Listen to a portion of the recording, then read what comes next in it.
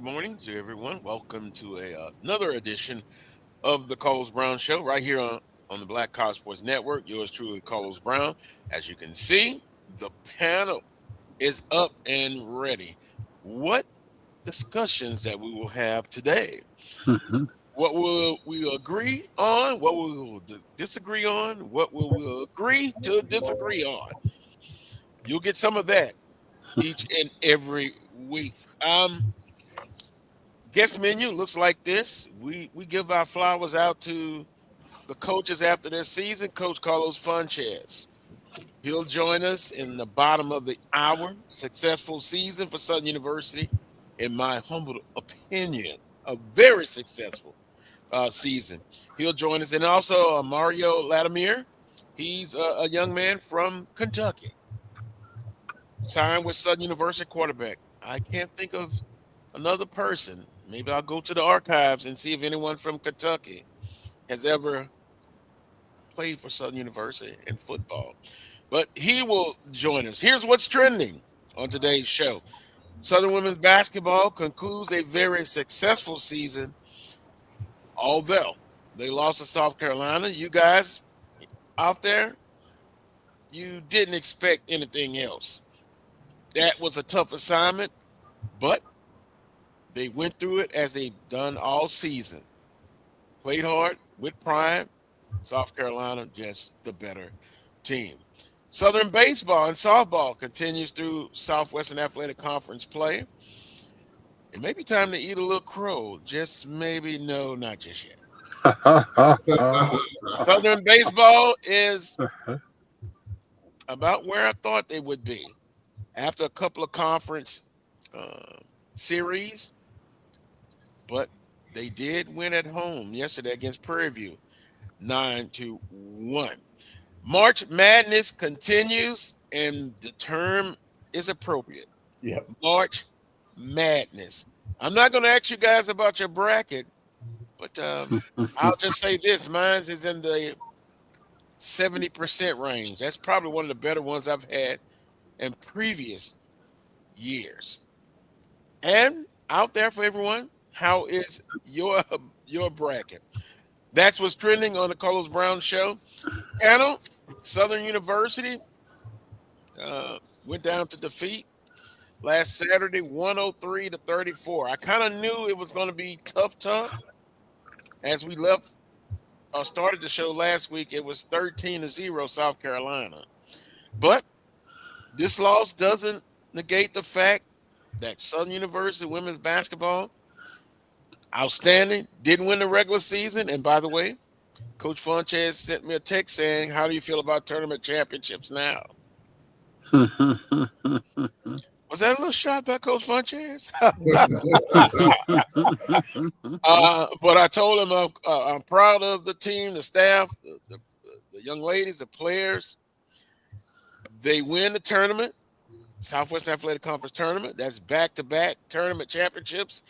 And the other accomplishment that I'm as proud of is winning back-to-back first four in.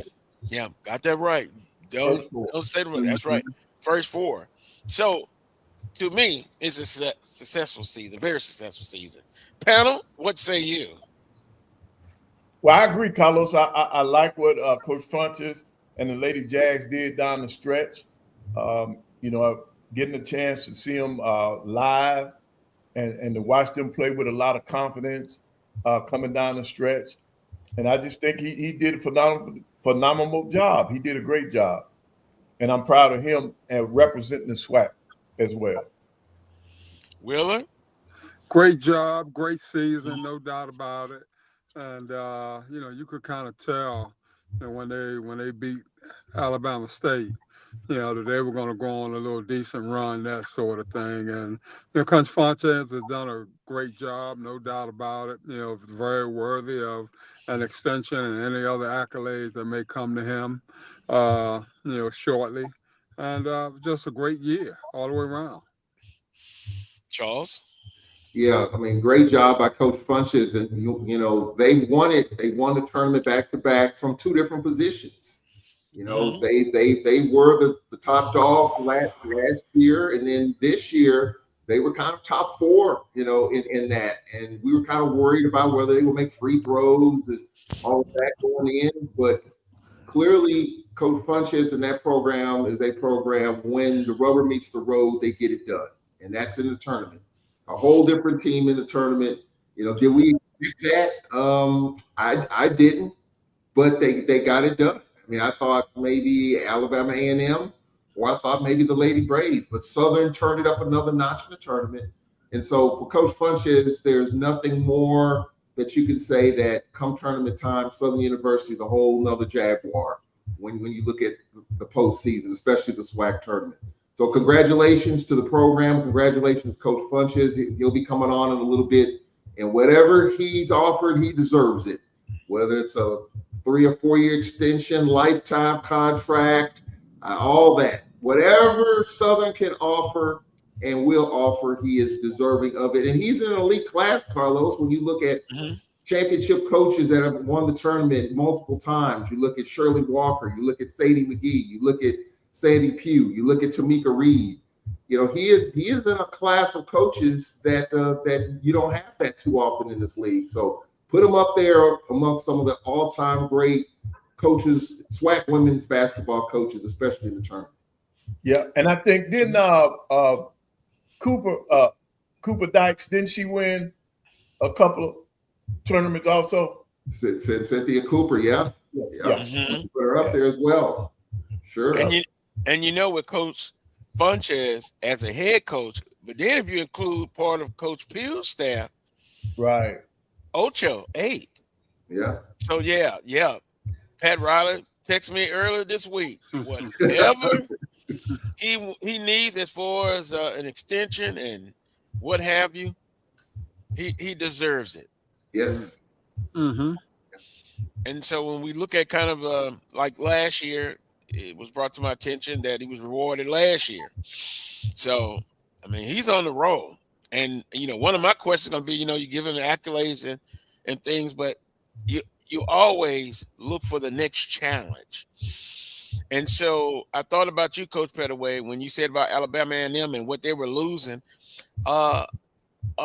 It's like a year by year thing. You literally can't look 4 years down the line.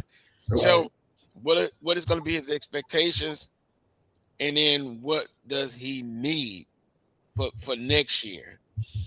You know, that's just interesting. 10 years ago, you didn't think about that. You signed somebody for 4 years. You see them as a freshman, and they go to see. But you know, I get it. It's not like that now. Wheeler, you basically got to recruit who you recruited last year to come back right. all over again on the team. All over again. Yeah. And remember what Coach Johnson said last week, who I really enjoyed. I went back and looked at it. What he talked about, what are his needs. Mm-hmm. You literally, you can't rest on your laurels. You basically got to bring in 5 or 6 more players. Mm-hmm. In some cases, some people have to bring in more. And then they got to buy in. Then the chemistry issue. So it takes you a while. And for Coach Funches and that team, you remember I said a couple of weeks ago, I said they're going to be a dangerous team in the tournament. Because if you didn't know what seed they were going to be, 3rd or 4th. Then you look at Arizona and Houston. I watched the Houston game that they won. They led from start to finish. So I knew that was a dangerous team. And then let me say this. Those games against Alabama A&M really helped Southern. I mean, they were, as an old football coach said, a knocking motheroo. It was a slobber knocker. All 3 times. So iron sharpens iron.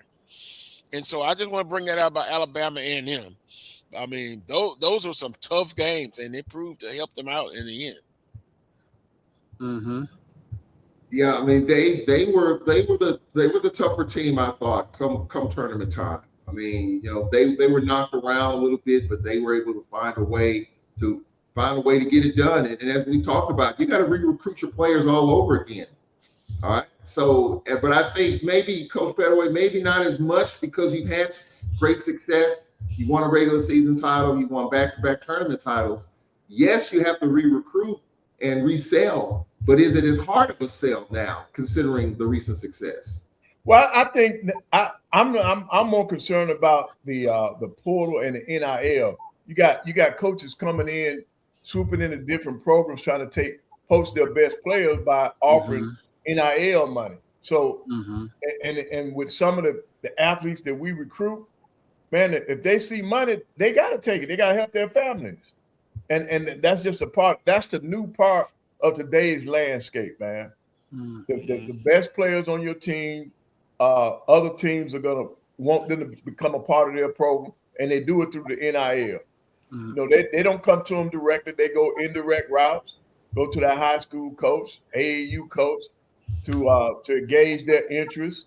You know, if we came up with this amount of money, do you think he or she will come our way? That's how they're doing it now, man. And it's a mess when it comes to that transfer portal and the NIL, and they got to really, really look at. They got to regulate it. That bottom line, it's got to be regulated, man. You know, and I think that, you know, at the end of the day, you know, as Coach Petaway was saying, the bag is the bag. Yep. And, you know, those that need and want, you know, they're going to chase after it, that sort of thing.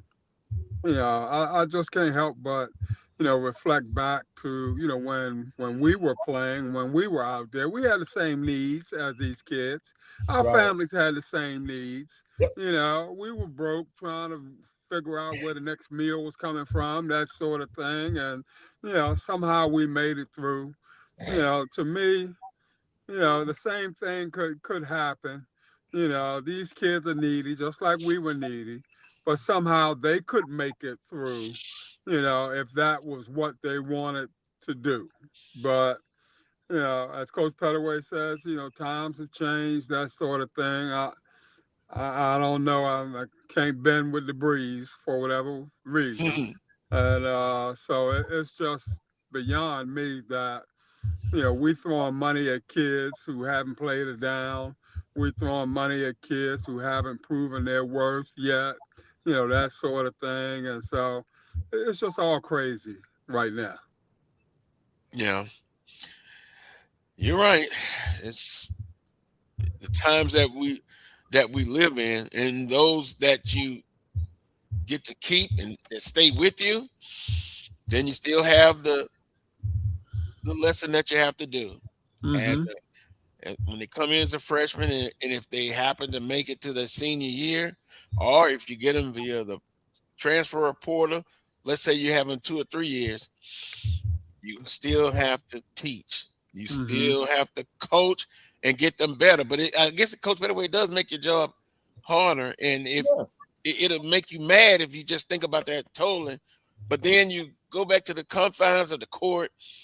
You're teaching. You're making them a better basketball player, and so when they leave, they got that degree in their hand, or at least close to it, and they're better um, from a player standpoint. They've gotten better. So teaching and coaching still is the same. It's just the other things you have to deal with. Right, right. It's the outside noise and the new landscape that the coaches are having to find. It's new to everybody.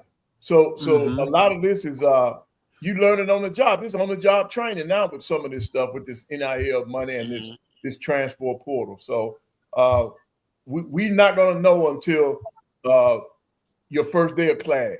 That's when you know you got a roster because Mm-hmm. you know with that portal out there. And I think one of the things that I do like Wheeler, they're trying to close that window of Mm-hmm. down for Mm-hmm. all sports, football and basketball. They're trying to close the window down. And I think that will help some. You Mm-hmm. know, that'll help some because now you know that after this deadline, that kid really cannot leave now. Mm-hmm. So I think that will help some of these programs. Mm-hmm. But in Yeah. terms of basketball, I think in the SWAC, I think this was a very exciting year on the men and women's side. And I just think it's going to get better because we got some great returning players. And I know these coaches are going to go, they're on the recruiting trail right now, you know, Mm-hmm. trying to make things better for next year when it comes to basketball. And I'm looking forward to a great year next year. Yeah, I think great. Alabama A&M is on the ascend. I think the Lady Braves, even though we've lost quite a bit from this year's team going forward, you had three basically 4-year seniors that played their final game in WNIT last week, and Nate Gilbert admitted he's got a rebuild coming. Alabama A&M, I think, will be there. I think UAPB will be there. Some of those mid-level teams will improve. So I think the challenge is only the beginning. I mean, for Southern to win it 2 years in a row from two different positions, the one seed and kind of top in the top tier, I think says a lot. But the challenge is only beginning because teams will get better. Some teams will take a little bit of a step back. Teams like Bethune-Cookman will be rebuilding because they're looking for a coach, and so I think the challenge is always going to be there. The talent is out there. It's just a matter of can you get them, at what price, and can you make it work for your team? Can you tie it all together? Can you tie those loose ends and make it all fit? So I think for Coach Funches, you won titles, that helps, but now you've got to retool and retrench again, and that's the exciting part, but that's the challenging part. Mhm. Now, Will, Now, from the administrative side, Will, do you think Mm-hmm. all of the presidents in the SWAC understand about the portal and NIL? In your opinion, do you think that all the presidents are in tune with the new landscape? I don't think so. And yeah, I guess they're pretty much dependent on the ads to kind of get and keep them up to snuff, that sort of thing. And yeah, I don't know that all of our ads fully understand everything that's going along with it. Yeah, and like you said, the landscape is changing. I ain't gonna say on a daily basis, but on a quarterly basis, that sort of thing. So it's real hard to kind of keep up with things. And if we continue to try to judge ourselves against the Power Four or the upper level folks, that sort of thing. We know we can't compete with them from a financial point of view. So, our goal needs to be how are we going to navigate this landscape, knowing that we don't have the dollars that these schools have. Are we going to continue to lose our kids on a yearly basis? That sort of thing. I just think, like I said, the presidents aren't fully aware. They're probably depending on the ads in order to keep them abreast. But from an ad's point of view, hell, it's changing so much, coach. And you know, for us as administrators to try to get a grasp on it, it was like grabbing oil, that sort of thing. Things are slipping through our fingers, and it's all about the money. At the end of the day, if you don't have the NIL that some of your competitors have, then you're going to be relegated to a second class and, things of that nature. So, I mean, you can flip a coin on it, coach. Yeah, because see, Carlos, every year now, you know, just the regular things just to stay competitive, from scholarship to travel budgets. That's just the regular stuff. Now you Mm-hmm. got to add in the NIL. You got to Mm-hmm. add in the cost of attendance. It every year, uh, every year or two, it seems like the landscape changes. But Mm-hmm. everything that when all the changes, it creates more need for money. Everything's based Mm-hmm. on money now. And mhm, I don't think some of the programs understand that, or some of the universities understand that in order for them to be competitive, they got to come up with the dollars got to come from somewhere. Mm-hmm. And if you're playing the guaranteed games, the quickest and easiest fix is to allow them to use that money to supplement their program.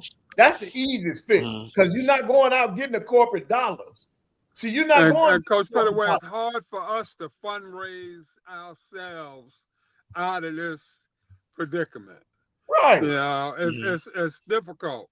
With Very. the landscape being the way it is, DEI money ain't there like it used to be. So a lot of these major corporations where they had dollars set aside to give to minority causes, that sort of thing, they're not doing that anymore.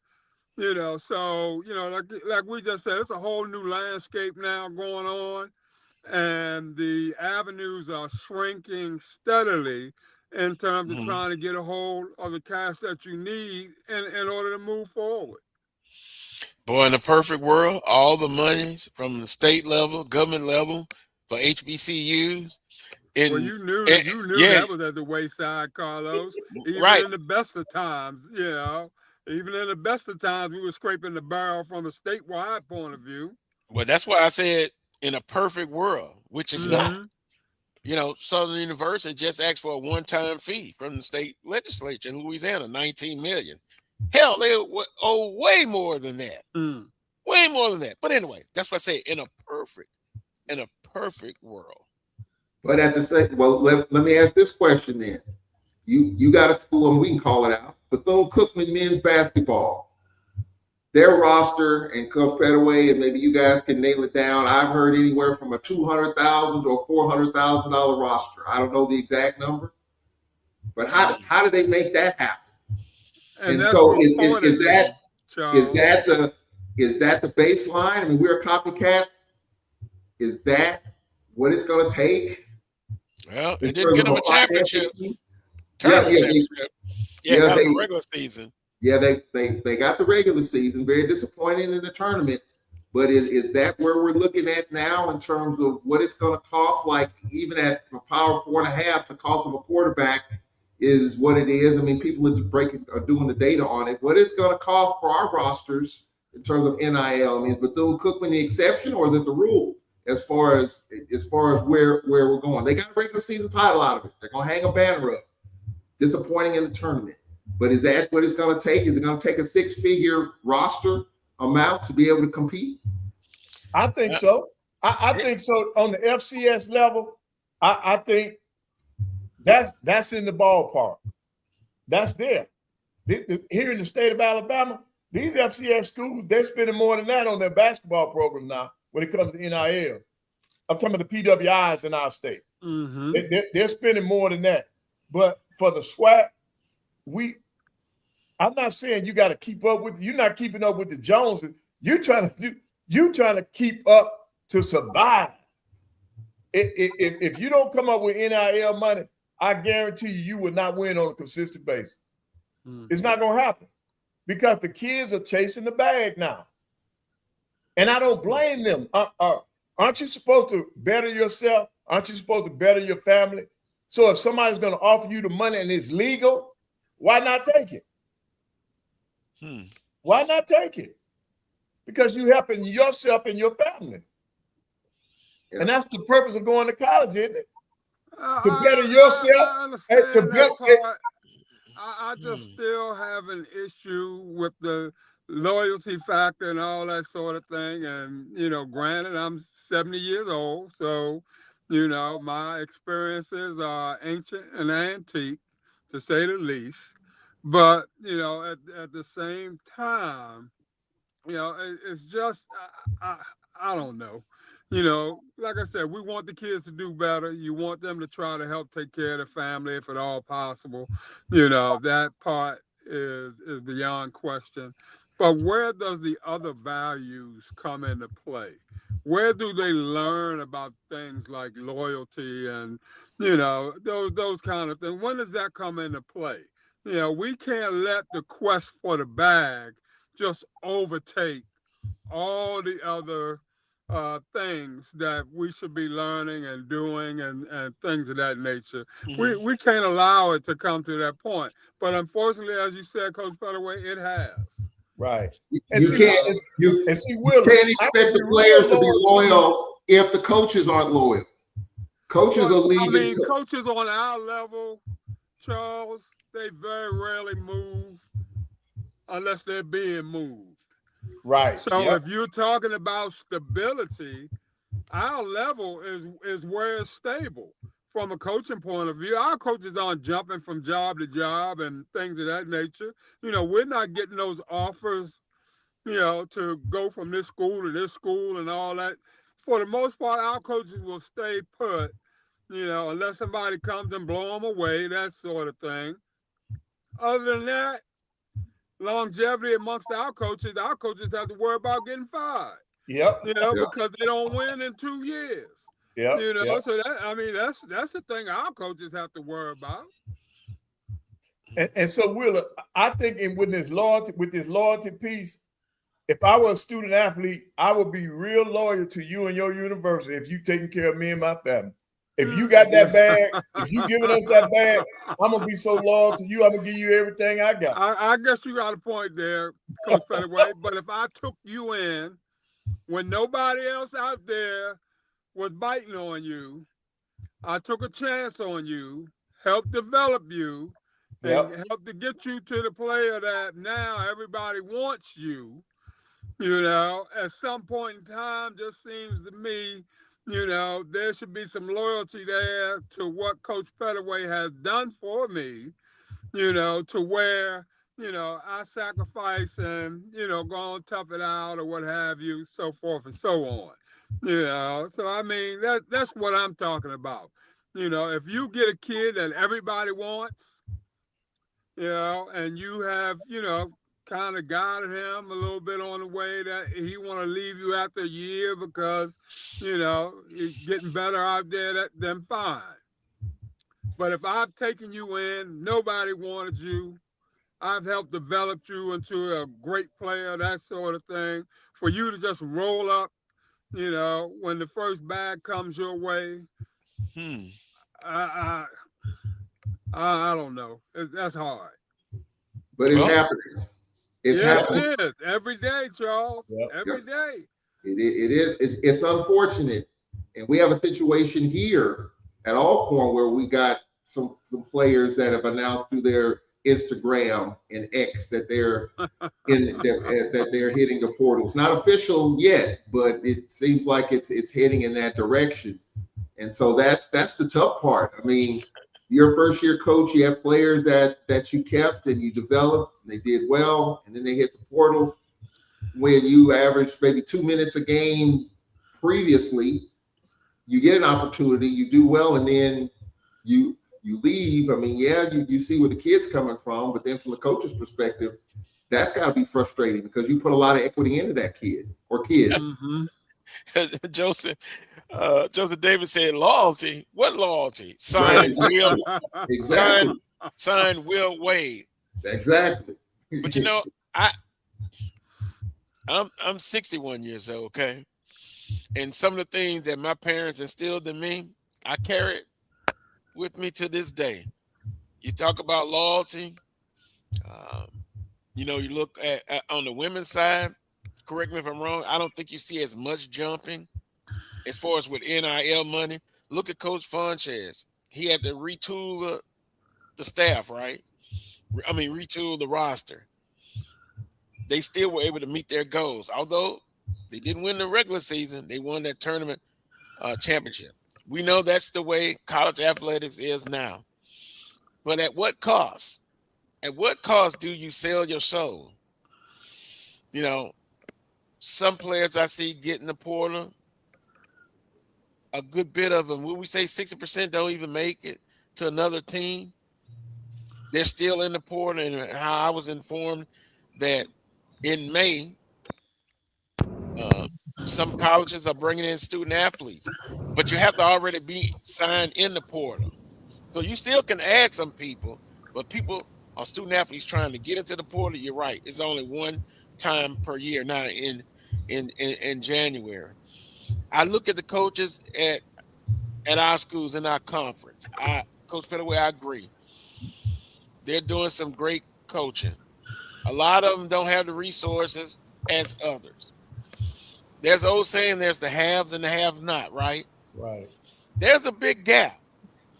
And before the show started, we were talking about some of the power fours, power five, even from their athletic standpoint financially. Not a lot of them are making it, you know, making a profit. They have a select few. So trickle down to our level. It's just tough. And so that's why when you have someone there doing a great job, you do all you can to keep them and help them out. 20 years from now, I think we'll still have the same discussion. No, I think it'll be regulated by then. I think it'll be regulated, and I think once you can do it, if if there's a ceiling across the board, then it'll level things out.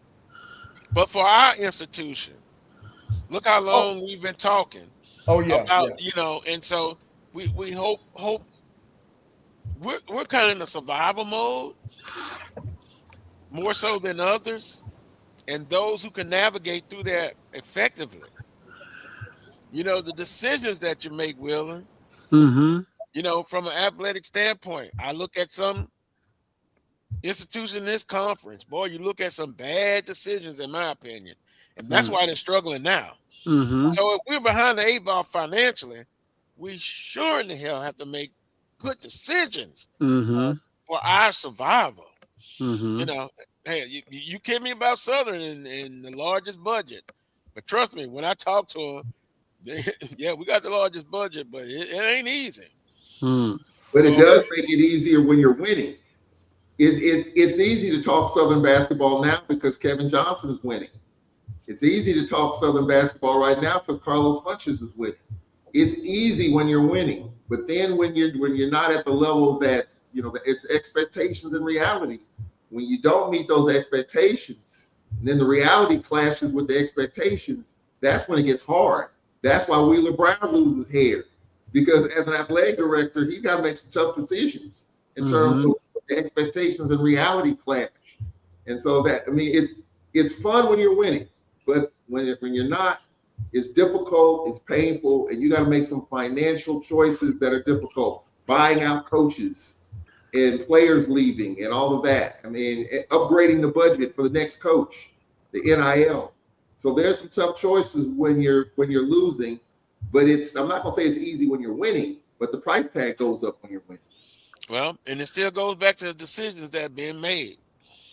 In spite of all of that, even inside the classroom, you know, education is tough from elementary to college. But it starts at elementary. And if you make the wrong decisions, it's lasting effects. It's very lasting. And so have I agreed with every decision Southern athletics have made? No. But they went through it. They went through it. And now they're in a place where they can do a little bit from the academic side. When they went through all of that, as far as not the proper documentation and all of that, but they survived. What did Coach Banks them then say? Look, we need to get this straight. So they went to others who could help them, and so that's the thing. We could make jokes about Mississippi Valley State, and what they don't, what they do, and what they don't have. But at the end of the day, I'm hoping that they're able to survive in the conference. They have, and I'm sure it's been tough. Everybody's not equal, even in the conference. Right. So, But I think it starts probably with our presidents getting together and mhm. putting a cap on this thing. Everybody coming together and saying, look, we're not going to spend more than X, Y, and Z, in terms of this particular area from an NIL point of view, that sort of thing. But, we're in such competition with each other, in terms of trying to outdo one another from an HBCU point of view. We have the same mentality as the PWI schools. Who can spend more than this school, who can do more than this school, that sort of thing, as opposed to kind of getting together and realizing the plight that we're in, and realizing that it's going to take some get togetherness in order for all of us to survive this thing. Yeah. Well, I've just been informed. Our first special guest is here. Okay. So unless it's someone doesn't want it to happen right now, let's bring him in right Yeah. now. Coach Carlos Funches. And I don't want him to think every time he comes in, we're into this big debate, uh, debate about what's going on outside the court and stuff. But those things are important. Right. And Coach Funches, Good morning to you. Good morning. Congratulations. Good morning, gentlemen. Good Morning, morning, Coach. morning. Congratulations to you. Thank Tournament, you. Congratulations. tournament champions. Yes, it's important. You sent me a text. How do you think about tournament champions now? And I said, I'm greedy. I like the regular season We want it and all. the tournament. Yeah, but as we reflect, we've been talking about it, the season, but let's talk with you about it. As you reflect back on the season now, your thoughts. Well, it's a slow build. And Coach Pettaway, you know what I'm talking about when you have a bunch of new kids in, just getting that chemistry. Talent alone is not going to get it done. You have to have some kind of chemistry. And then I had to try to figure out what my rotation was going to be. So I kind of tinker with that throughout the year, especially during the non-conference season. And then we got that going probably about 2 or 3 games in the conference. And, of course, as always, you're going to have some injuries, so you have to make changes because of those things. But they did a really good job of playing together and staying the course. Right. Yes, sir. I said earlier, Coach Funches, that your team was going to be dangerous. Regular season, you were playing for seeding, and then you got in the tournament. We also kind of looked at before the season, Arizona and Houston, big wins. I saw the Houston game, and you guys led from beginning to end. So we kind of knew you had that special team, but you had to kind of evolve with it. And then, Coach, see if you agree. In spite of those big wins in non-conference, the teams in your conference know you better than, say, the Arizonas and the Houston. So all the things you go through, adversity, injuries, your conference teams know you, but you battled and you kept grinding through the season. And then it put you in a position where when the tournament came, it was like turn on the other switch. Well, that was the big thing. I thought that, 5 of the 6 losses that we had in conference basically came down to free throws. We in the Houston game and the Arizona games, we shot free throws well, and we got the win. 5 of the 6 games, probably excluding that Alcorn game, everything was like a 2 or 3 point loss, and we shot, I think it was 48% in those losses. So, it's going to be a lot of competition within the conference. So you have to make free throws and you have to do the fundamental things correctly. And we struggle to do that in those losses. Now, Coach, let me ask you this. We've talked about it on the show. I gave the example. You could practice it. But is there something like a mental focus? Because I know you work on it in practice, but then getting up there to that line, the charity stripe, and there's pressure. Some handle pressure well, some don't. Am I off on that? Well, I don't think it came down to pressure for us because some of those free throws that we missed were in the first 2 or 3 minutes of the game. I think in the loss to Alabama A&M, Coach Pettaway could tell you, I think we were 6 for 21 from the free throw line in a 3-point loss, and had a layup at the buzzer to tie. I say at the buzzer with 5 seconds to go to tie it up, but I don't think it was pressure. We have people that's capable. They are not bad shooters. Some people they struggle and they don't have touch, but it wasn't that case for us. I think that we just started thinking about it too much. And I called everybody that I knew of that were good free throw shooters and tried to come up with all kind of gimmicks. We did pressure free throws. It just got to the point where I just stopped talking about it. Yeah. That is. And that's the best remedy a lot of times. A lot of times it's best not to even discuss it because it becomes mental when you keep bringing it up. Right. And I think you did it right, Coach. Coach, I promise you, I think you did it right. Just leave it alone. We worked on them, but we just stopped talking about it. And I told them, let's not talk about it. Let's focus on something else. So Coach Funches, it's like Shaquille said, I hit them when they count. And you look at it, those games, that you hit them, you got it. And just think about it, not bragging, but man, they hit some of those free throws like 6 of 21. They hit. What was your average for the season? Do you know? We shot 60% around of the team. we shot around 60%, around Mhm. 60%, and that's due to those really bad games. I mean, the Alabama State game, we lost before the Alabama A&M game. The last two games of the season, we were 15 for 32, and followed that up with a 6 for 21 at A&M. It's hard Yeah, to win like yeah, that. yeah. To your point, valid point. Coach Funch, I got a question for you. Do you have a defensive coordinator? Yes, sir, I do. Coach Jeremy Bolden, and he strictly concentrates on nothing but defense. You know, of course, we get together as the head coach, me being the head coach, and we go by game plan and things like that. But he's strictly, most definitely, defense. Right. And Coach, I just want to commend you all because, you know, having been in the business, I could really see some of the things that you all were doing to throw people off. And I want to commend you all for that. And I was always wondering, I said, now, does he have a defensive coordinator? Who's I know as a staff, you all get together and come up with a different scheme, but most of the time we appoint somebody to help us with that.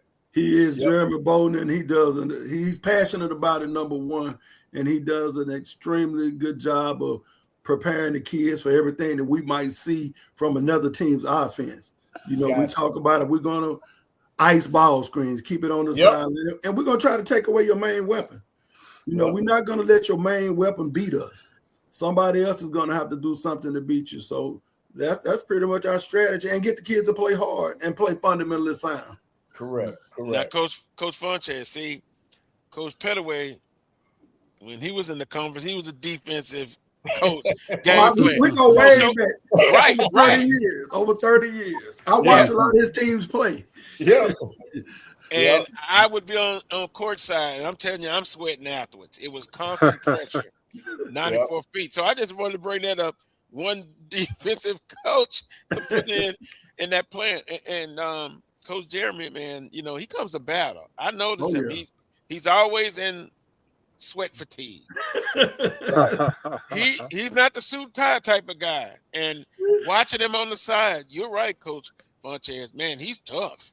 Oh yeah, I mean he's passionate. Like I said, we're gonna be prepared going into games of what you're trying to do best, and we're gonna try to take you out of that. Right. And Coach, let me ask you this: in terms of what's your philosophy about the first four? Are you one of the coaches that's against it, or do you think first four is okay? Personally, I mean, I like it because that gives us an opportunity to put our brand out there and give you an opportunity to win a game, and then give you a couple of extra more days to keep your brand out there. It helps recruiting wise and everything. So, I mean, personally, I like it. Yep. I do too. I think it's good for us because most of the time in the first four, you're playing against teams that are equal to you in terms of budget and that kind of stuff. Exactly. So I think it's right. I would never want to always be the 16th seed going to number one. I don't like that. Right. And in the past, you know, we've been 16 seed and gone, and, you know, you won and done. I mean, the chances you winning those games are really, really slim.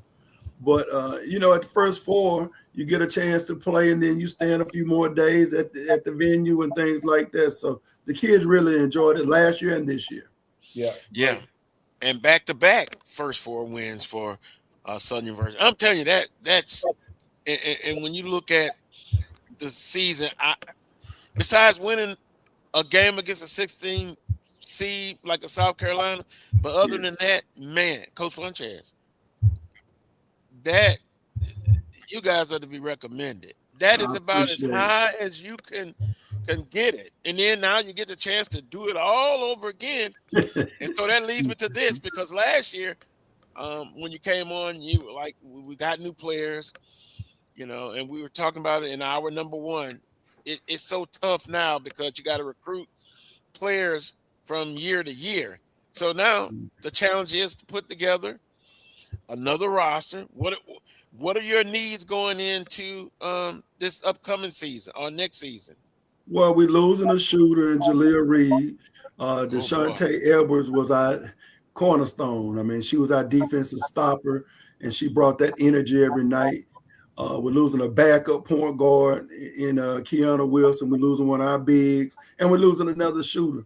So we're gonna have to get a couple of shooters in here, point guard, and probably one more center, another big, because you want to have three people at that center spot. Same thing at that PG spot. But if we can retain our core eight, I would say we should be right back in the mix again. Hopefully, we will be better because I don't think we played up to our capabilities, not consistently this year. You know, we got it done when we needed to, but we never played. I don't think our A game the entire year. Right. So Well, now, let's hope Coach for that Funches, regular season title. right.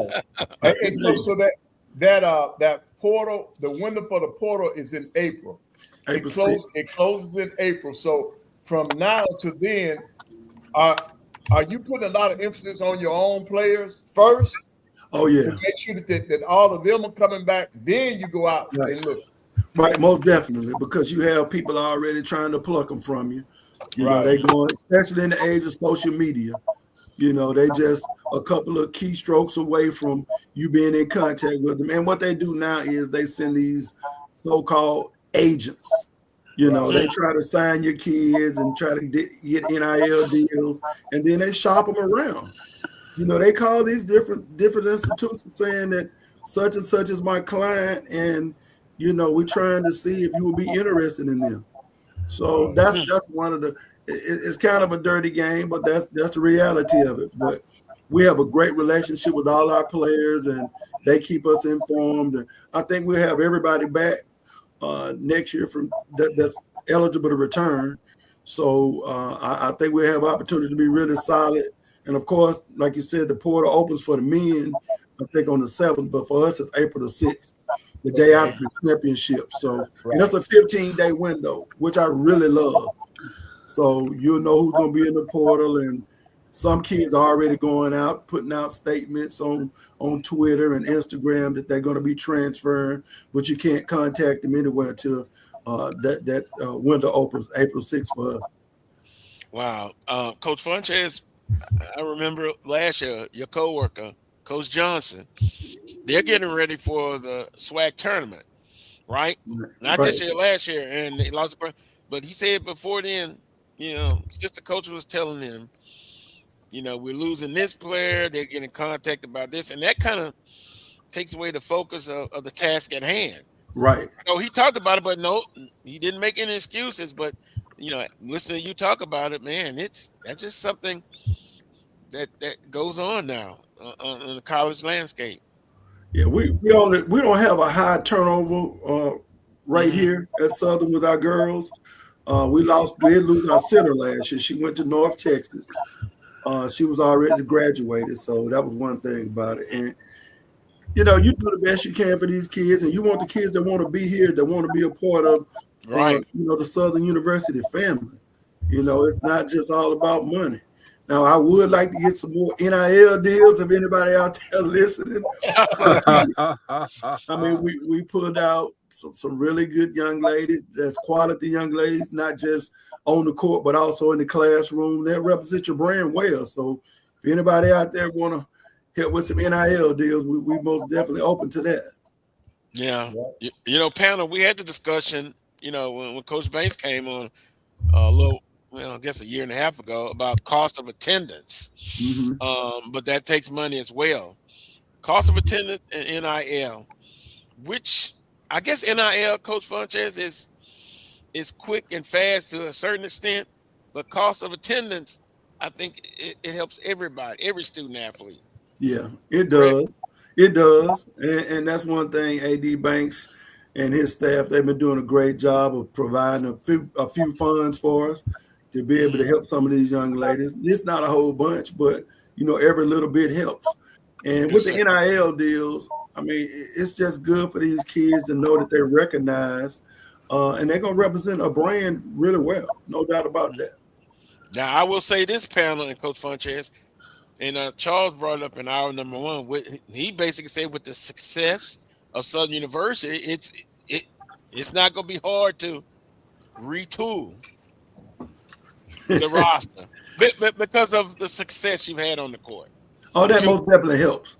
Yeah. Again, your brand, the Southern University, particularly the Southern University women's basketball brand, was out there doing the NCAA tournament, and that always helps.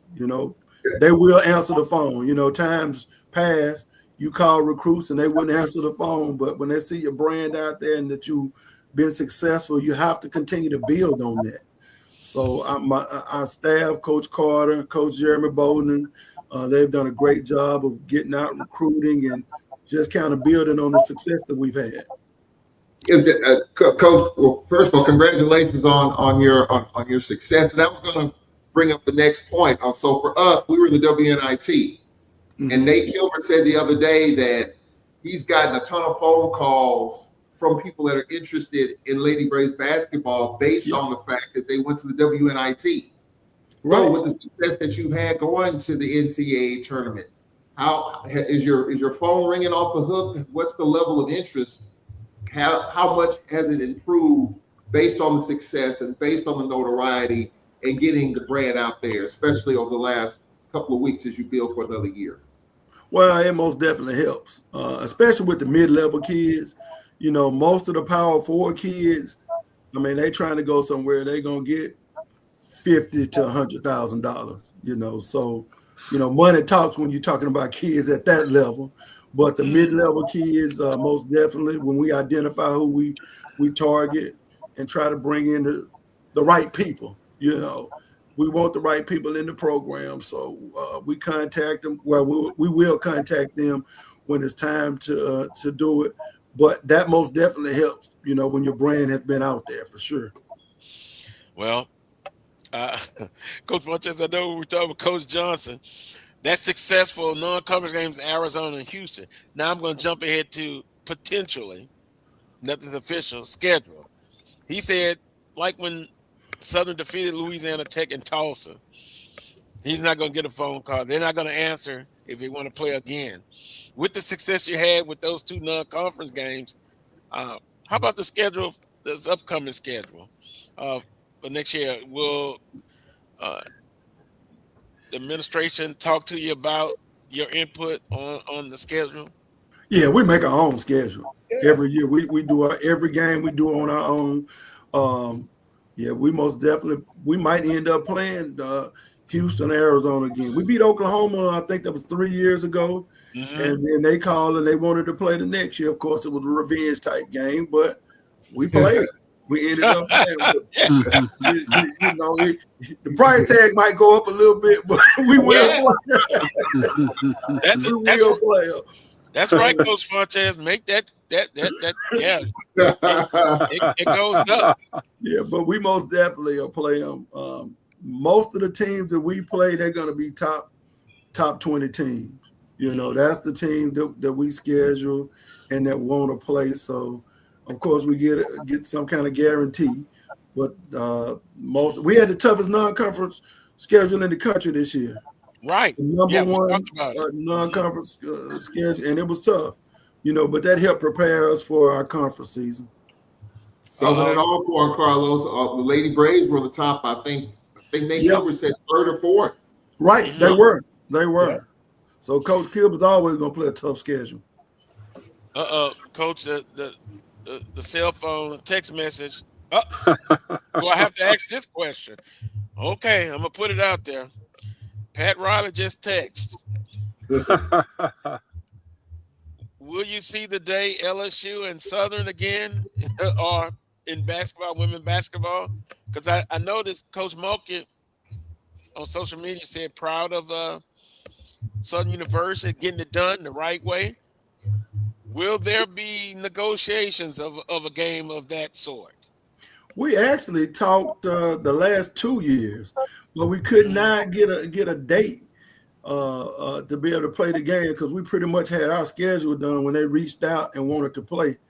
And the date, when they give you a guarantee check, they want to play on specific dates. And we were already locked in on a 2-game swing, as a matter of fact. If it was one game, we may would have been able to do it, but we were already locked in on a 2-game swing. But yes, for sure, I think in the near future we will be playing. Yeah, because if I'm not mistaken, didn't Charles, have y'all played LSU? this year. Yeah, and I believe we're playing them again next year. Okay, yeah. Coach Well, well, Funches, well, well, I'm well, not well happy about coach. that one. With that, I'm picking at Charles. Well, yeah, man. Hey, coach is trying to get that money like a lot of us are trying to get for sure. But coach, what do you think about, Coach Mulkey did reference when the bids came out that, man, why is Southern not in the Baton Rouge regional? Did you get that? And what do you think about that? Because she did reference like, how come we can't play Southern in the NCAA tournament at Well, home?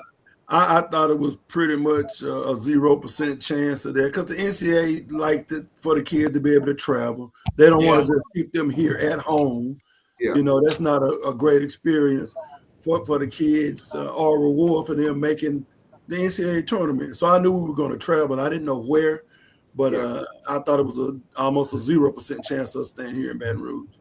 Yeah, not like in years past in baseball, the regionals and stuff, it happened. But toward the latter years, yeah, give them a reward. They want to go Right. outside the area, so I can see that. But anyway, I just had to ask that question. Maybe in the near future, Southern and LSU. Um, Last thing, Coach. I guess when the spring meetings come up, how or what are some things you think will be discussed by the women basketball coaches that maybe can help improve the product? Well, I think they have been doing a tremendous job of promoting women's basketball within the conference, especially with SWAC TV. Our kids' parents can watch those games and things like that, and that helps us in recruiting. We're recruiting kids from Florida, or even we had one from California this year. Their parents and relatives could watch them play on SWAC TV. So I think the commissioner and his staff have been doing a tremendous job. The tournament being in Atlanta, I think that was a great move because just about everybody has an alumni chapter there in the city. So, I mean, I see nothing but positive things going on with the conference right now. In other words, everybody's happy. That's right. Hey, The only thing, with 12 teams going to the tournament, that's kind of that's a big push. You're starting in that Monday. And the only other thing that I would say is we might have to start playing conference games in December. Yeah.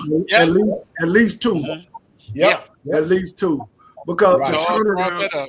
we didn't come back because we didn't know when we planned the trips what we were going to finish and when we were going to be playing. Because we were going to be in Huntsville our last game, which was on a Thursday. So we didn't know if we were going to be playing that Monday. Hopefully not that Monday, with the season. But we ended up playing that Thursday. It was close coming down the stretch whether we were going to play Wednesday. So we just went straight from Huntsville to Atlanta. And it was great for us also because we had spring break going on. So the kids were not going to miss class. Yeah. So, but that's the only thing that we might look at doing, maybe playing a conference game. I guess the presidents will decide on that. Probably playing those first two conference games in late December. Yeah. And that's a good thing. Yep. Even when things are successful, you still always try to see if something can be better. That's a good thing to me. It's not you being negative or, such and such. Look, how do you improve it? Now, I'm going to stop there because I've kind of been moved over to accepting that 12 teams in the conference tournament championship. But, I kind of like the 8. I'm old school. But I settle for 10. But whatever makes everybody happy, at the end of the day, I will support it. Right. Yeah, student athlete experience. I think it's great. Hey, Coach Funches, I got to ask about this. They did the piece and they showed you winning the slam dunk championship. Then they asked you if you thought you could still do it. When was the last time you actually tried to dunk a basketball now? It's probably been about 6 or 7 years ago, I would say. Okay. And I think it was at Alabama. I think it was at Alabama A&M doing a practice session. One of the girls was right? had to jump up and drop it in there. Well, Carlos, leave it alone, man, so you can stay on the sideline, man. There we go. Hey, Father Time is undefeated. that's right.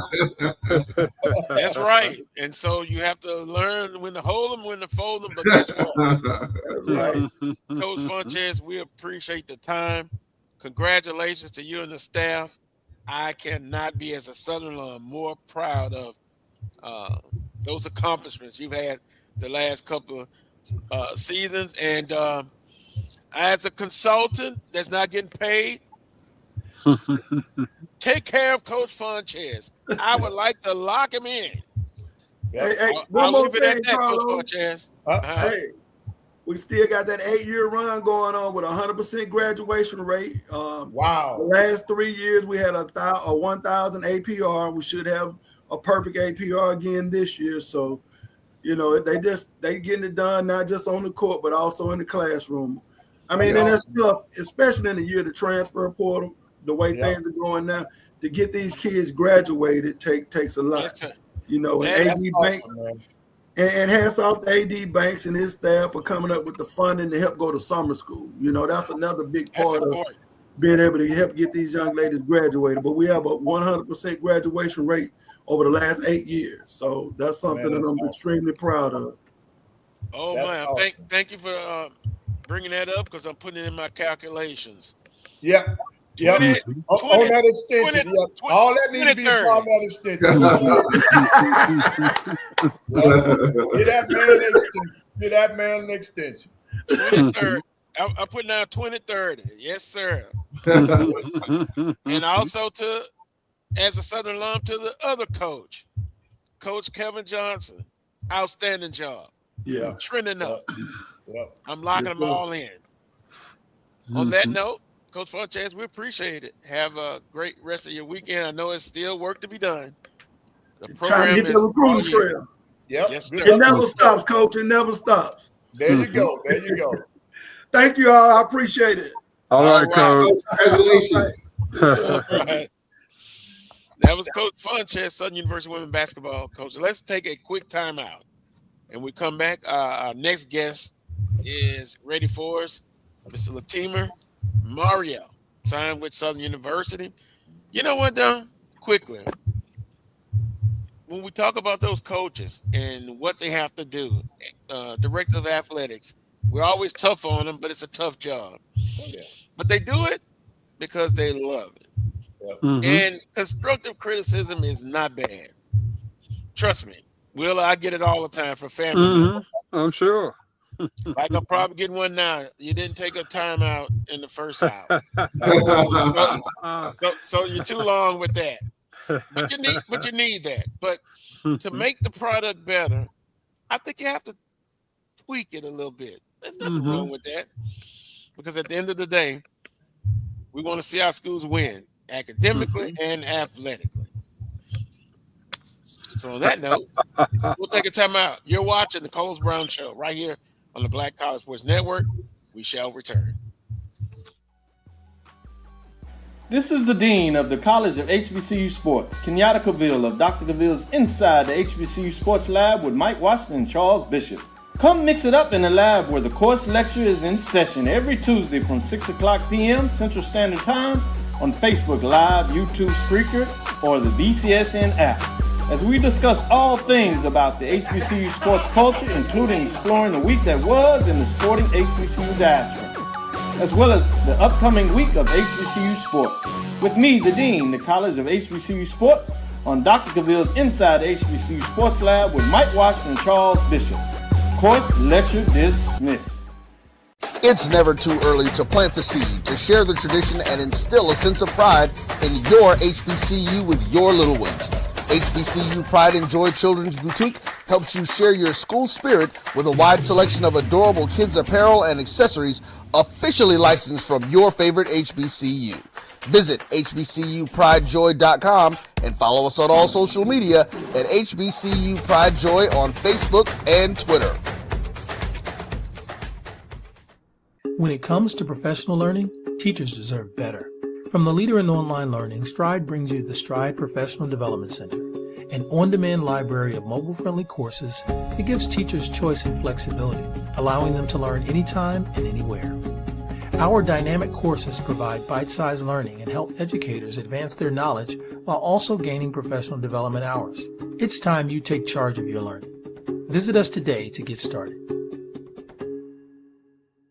For over 30 years, HBCU Image has been more than just an apparel store. We've been a movement, a statement, a legacy. We celebrate the pride, the purpose, and the culture that make historically black colleges and universities legendary. HBCU Image.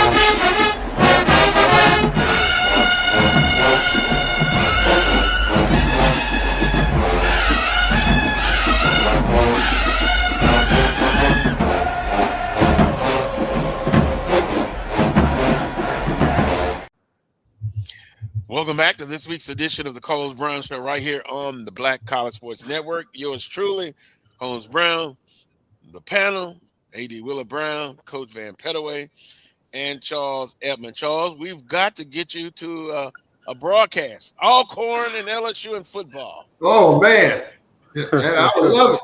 I would love it. Every time I see that video, Carlos, every time I see that, it just gives me, 103,000 people there, the band, and I would just love to have been there just for 10 minutes, just to be a part of that, take a selfie and leave. I would just love to be a part of it. Well, good thing and the bad thing was I've talked to people. They say some of them couldn't even get to the game. They couldn't get on campus. You would have thought it was LSU and Alabama. One person told me that's how bad it was. Yeah. Well, I don't know, Charles. You die a happy man then. You can stay happy. He's been to that type of game. Maybe in the future. Willa, all corn at LSU and football. I'll give it to you, Carlos. Hell no. Hell no. I was talking to somebody about that recently. Hell no. That would not happen. We are playing Ole Miss. We are playing USM this year, and we'll be playing TCU in the coming years. But LSU, hell no. Oh, come on. Hell to the no, as they say in the streets. I think that's the thing. Carlos, I'm going to tell you one thing that I do like that you all have done. So, your band has helped LSU's band. LSU's band has the most sold in the SEC right now, and it's because of the relationship with Southern. Greg would say often imitated but never duplicated. Yep. Let's, God rest his soul. Our next guest, Mario Litmer, and I hope I pronounced that last name right. Let's bring him in. Mario, did I pronounce? How you doing, sir? Did I pronounce that last name right? It's Mario Litmer. Litmer. Yes, sir. Okay. Welcome to the Carlos Brown Show, and we're looking at recruiting. We're looking at who signed, who committed. Then I see this person pop up on my feed from Highland High School in Kentucky. I just want to know. First of all, again, congratulations coming on the show. How was the recruiting for you? I could never think of in the last 6, 7, 8, 10 years that Southern got someone from the state of Kentucky. But as you put up your highlights, talk about the recruiting process. So I'll be honest, my recruiting process it was pretty tough. Just especially living in Kentucky. Um, Kentucky gets a lot of overlooks, especially with Ohio being right across the bridge. I only live about 5 minutes away from Ohio, and Ohio gets a lot of the attention from around the area. So they steal a lot of the offers, a lot of the recruits and all that. But I always told myself, I just got to keep trusting the Lord and His plan, and I Mhm. never really wanted to rush anything. And I always just went about my business and just trusted in the Lord and just I always told myself like I know that He's gonna put me somewhere where I need to be. And I'm not gonna go out here and force myself in a situation that I don't need to be in. And I think me staying patient and me just trusting in Him put me in a great position, and I've never been more blessed than I am right now. Yeah, great statement. We're gonna get a little more into that. Um, when I think of like we have Coach Pettaway, he's a former basketball coach. When I think of Kentucky, we always think about basketball, right? Yeah, yeah, for sure. And so that's why it was intriguing. I said, let me look up this guy. And then I'm looking at the highlights. I'm like, hey, he can play.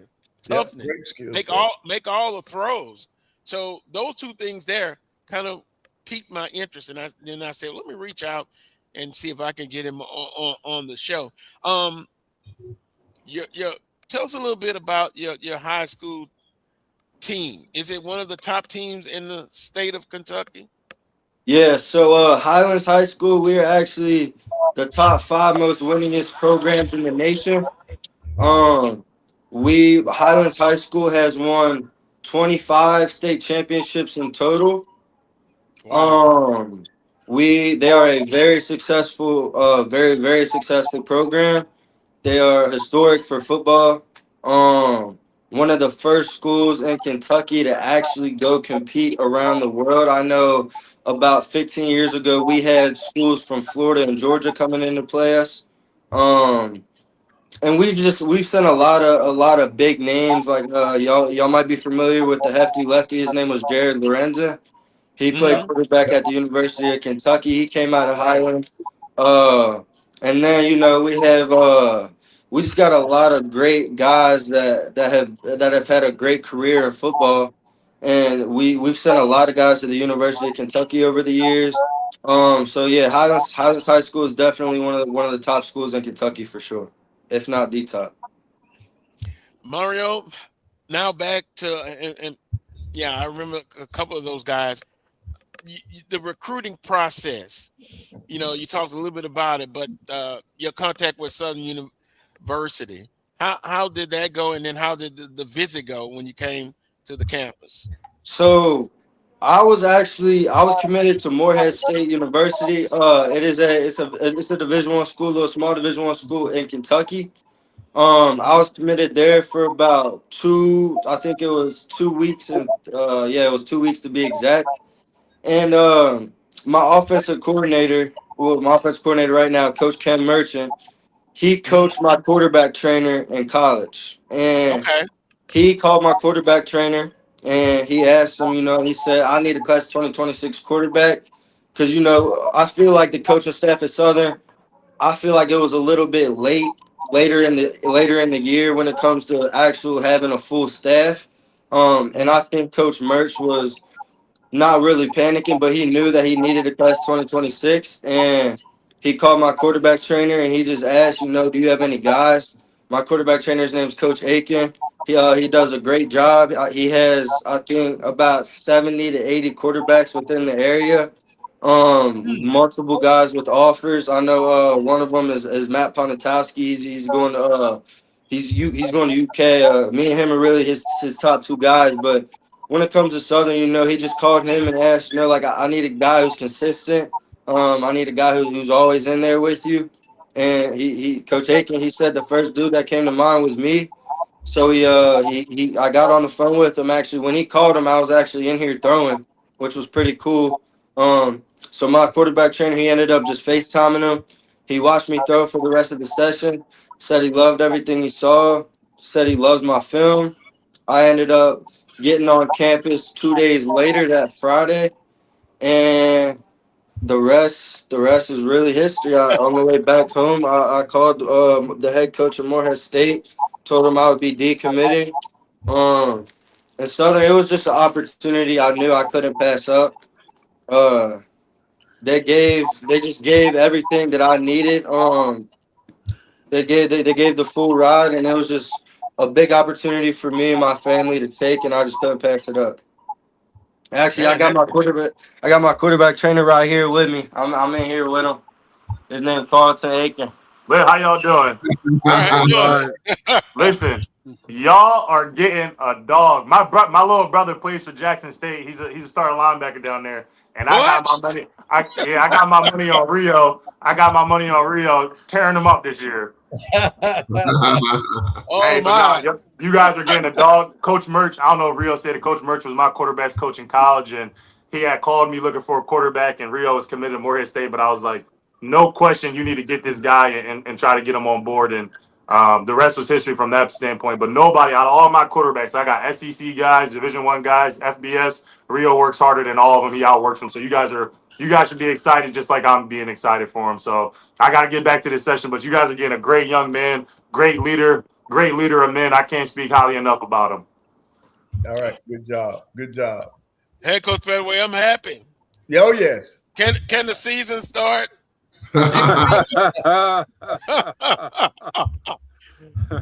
Now, Mario, we have A.D. Wheeler Brown. He's a old school former offensive lineman from North Carolina A&T. He's the type of guy that will take you under his wing and help with protection. But that man, Mario, that's incredible. So on the way back, you was like, okay, this is a place for me.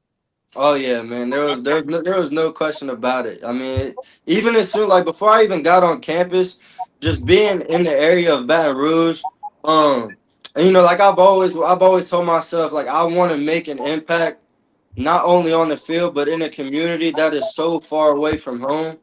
And as soon as I got just in the Baton Rouge community and everybody was just so welcoming, and I just knew like, yeah, like this is home and this is where I need to be. Yeah. Man, that's interesting because sometimes people outside the area appreciate the area more than the natives. That's very interesting. Coach, you were going to say something? Oh, no. I was going to ask what major city are they close to? What'd you say, Coach? What major city are you all close to? Highland. Where's Oh, Highland? so we are. It's Northern Kentucky. I just say we are 5 minutes away from Cincinnati, Ohio. Oh yeah. I know Oh, what that okay. is. I know what that is. So as soon as you cross the bridge, Yep. and take that left, that's where we are. Yep. I got you. Yep. Yeah. Mario, when you decided to come to Southern University, you got all that down, you signed. On your recruiting visit, and I understand what your trainer is saying. As far as what Coach Merchant is going to implement, I know they call it the go-go offense. How similar to that offense is to what you had in high school? So actually, what's so unique about it is my sophomore year, my offensive coordinator at Highland really, really liked the go-go offense. So we installed it. We installed a couple plays. We had the two-back set. We ran that a lot my sophomore year. And then my junior year and senior year, we had a different kind of a team, a different kind of personnel. So we couldn't really get a high-tempo offense going my junior and senior year. But, I mean, when you look at an offense, like, it's all universal, and it's really all just about like what you know and what you can put together. But I will say the go-go offense is a very unique style offense, and you really gotta work hard to understand it and know what you're doing. And that's really what I love right now, because like I'm just doing everything I can to make sure I know everything as soon as I get on campus. But I mean, it's familiar. I mean, I'm familiar with it. Like I said, everything is really just universal football. Like you just got to know it.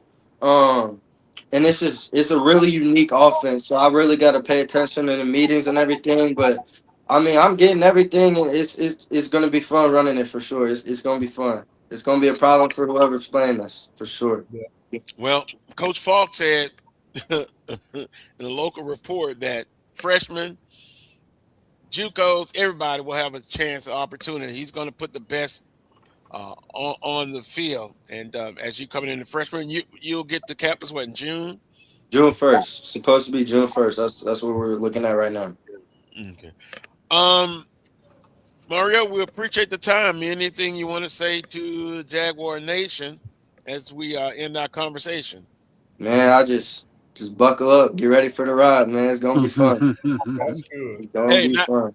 Now we do ask this on your recruiting visit. Did you have a certain type of food, like chicken wings? Yeah. I had some. Man, I had some. I actually, it was the first time I ever had crawfish. And I can't lie, I like it. Like, it was a little different at first, cause like, you know, coming from Kentucky, we don't got none of that. But it was good. It was good. It was a little different at first, but once I got used to it, it was really good. I like it. But that Cajun food, man, I'm gonna get it. It's gonna happen for sure. Charles Edmonds' mouth is watering. He's the only guy I know that will put away a lot of crawfish. Absolutely. You had to bring up crawfish, man. You had to bring it. It's that type of season now. You know what I mean? Well, Mario, we look for you to come in, enjoy your experience at Southern University, in the football program, first year staff. So you come in the beginning and get to learn with everybody else. And from the media standpoint, we'll be learning about a new staff. So we're in the same boat, but we appreciate the time. Much success and look forward to seeing you in June. Yes, sir. Awesome. I appreciate y'all for having me. All right. Take care. Thank you, sir. Yes, sir. Mario Litmer. You know, it's always impressive when you talk to the different recruits that come in. Will, I would think this guy is kind of very mature. He appears to be very mature. Very mature, and just the fact that he's out there working hard right now, you know, that says a lot right there. You know, he's not taking any time off. He's about the business of getting better, and you know, from a coaching point of view, that's what you want. He's got some good tape, Carlos. I mean, you see him bouncing around in the pocket. He's making the throws. You know, when I'm worried about this go-go offense, that's something I'll have to study up on, and he kind of mentioned that. So, I mean, he seems to be the type of quarterback that would fit that system. I got to meet this Coach Merchant. You know, I still have the request in for Coach Falk, but I'm also interested in the assistant coaches because they really get it done. Yeah, Willa, don't look like that. It's gonna happen. He's a go-go coach. Yeah. Well, I've looked at UNLV and some of the other schools that run it. Basically, from what I see, it's the I formation, but with two backs. You know, the quarterback's here, and you have an opportunity to put two outstanding running backs. I'll say it that way. And then you appreciate this, Willa. I've had my eyes out there. This offensive line is nasty. And I thought about you. I looked at some of your footage. You were a nasty offensive lineman. That's the key. Hey, I know Coach Pettaway. I know defensive basketball coach. I've seen you coach. Right. You're nasty. Right. In a good way. Right. Hey, Carlos, have they maintained the running back room? In other words, everybody is coming back in that running back room? Okay. Trey Holly. Mr. Holly is still in play then, right? Mr. Holly. Then you got the returning running back MVP. Right. Yeah. That's what I'm saying. He's back. So, then they added a running back from Texas A&M. They still have it. Yeah, Coach Falk said they asked him, "Are you going to have an eyeball in the running back room a little bit?" He said, "Just a little bit." Come on, panel. we know he's going to be looking in there a lot. Absolutely. But the key As is he like Willa should. said. Yeah, but the key, as Willa said, they've upgraded the offensive line, just in my opinion, big time. But that's going to be the key. You know, and you know, spring, the spring spectaculars next Saturday. You know, I understand it's the spring, but that's the building stage, I think, for a successful season. Coach Pettaway, when basketball season on the court wasn't going on, I'm sure they still had plenty of training in the off yeah. season. Right. Yes. See, like now the season is ending for the teams. They'll take a couple of weeks off and they'll start right back. They'll start their spring workouts and stuff.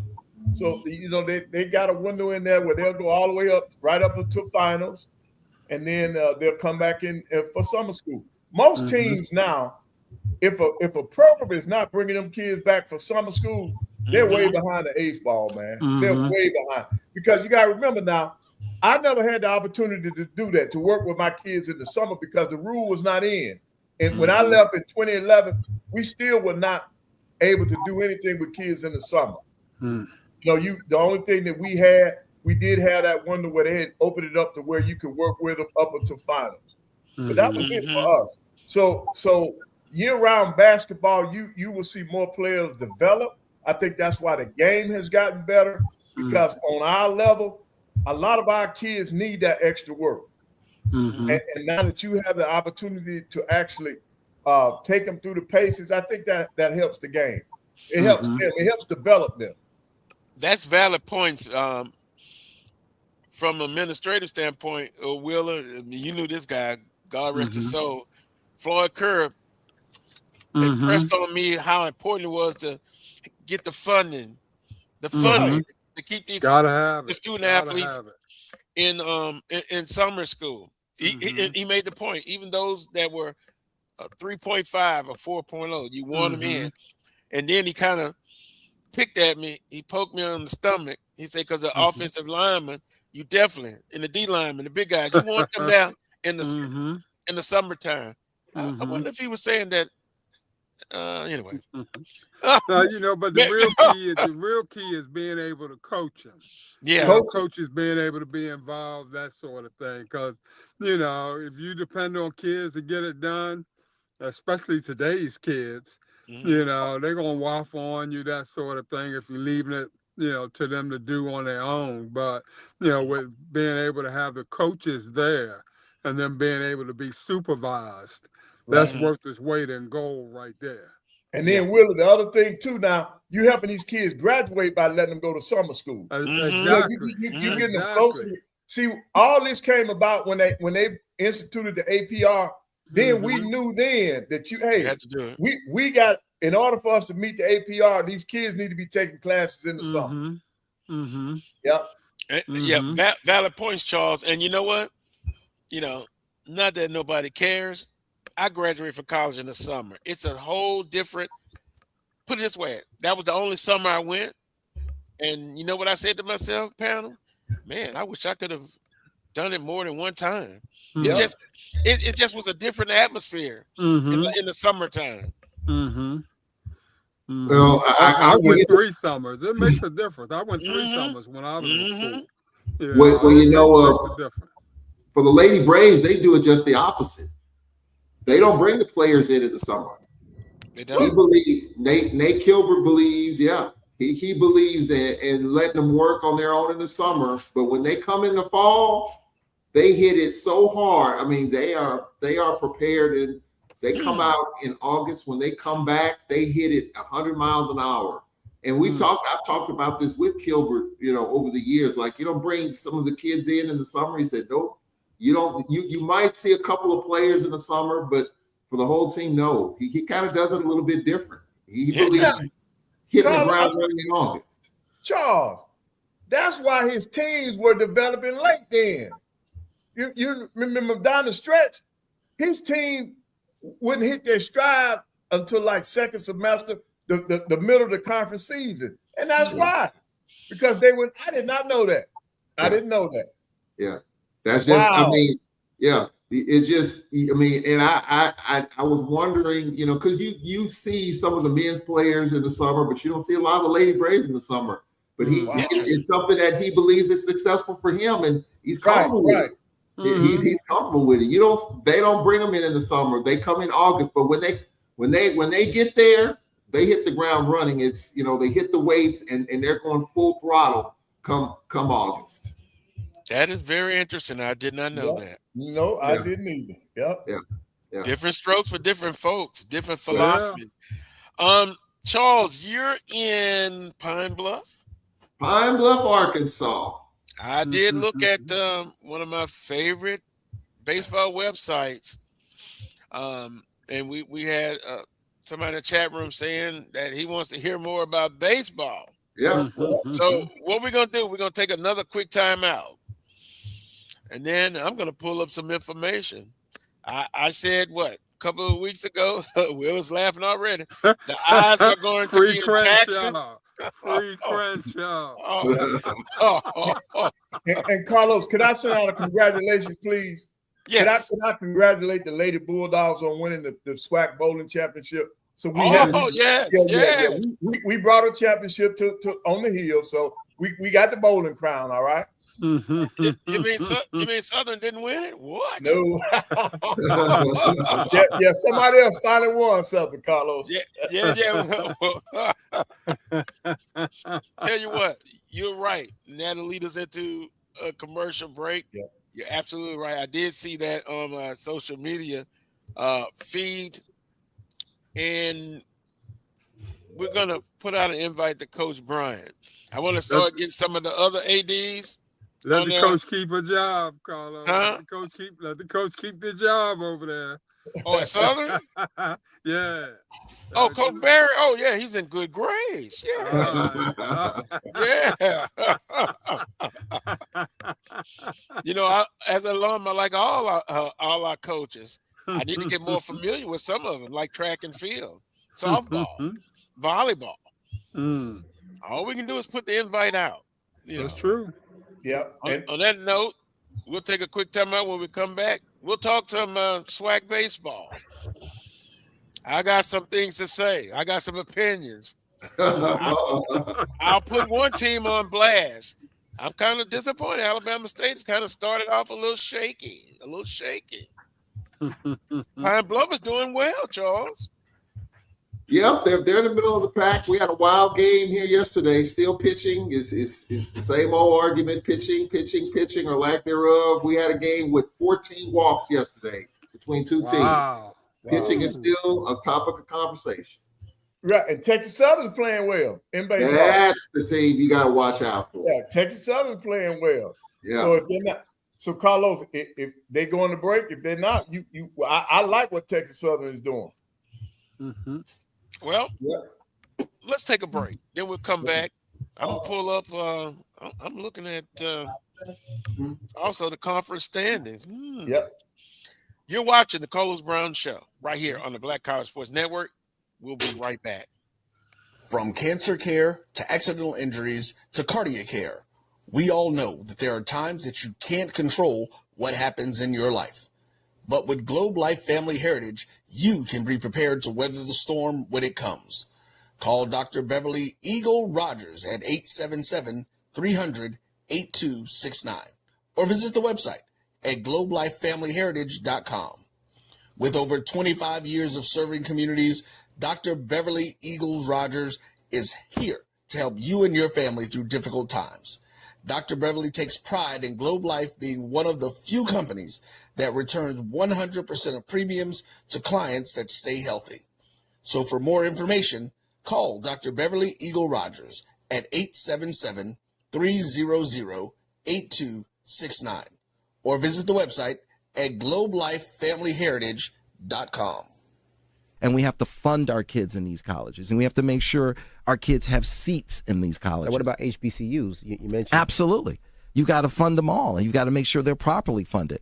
You know, the real reason why I went after Comcast and Charter, it didn't have anything to do with my cable networks. It didn't. What happened was a gentleman wanted to do the Black College Sports Network. in partnership with the HBCUs. And Comcast did not accept it.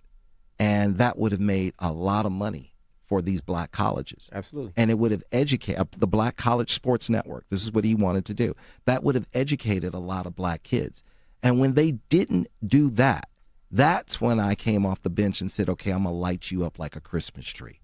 Okay? That was the real reason why I got into it, was when I saw what happened with the Black College Sports Network, which I don't own. I just knew. Why didn't you buy it? I just knew. I just knew that these black. I like that talk. Right? I knew that these black colleges were going to benefit, and these black kids were going to get the education that they deserved and not have to pay.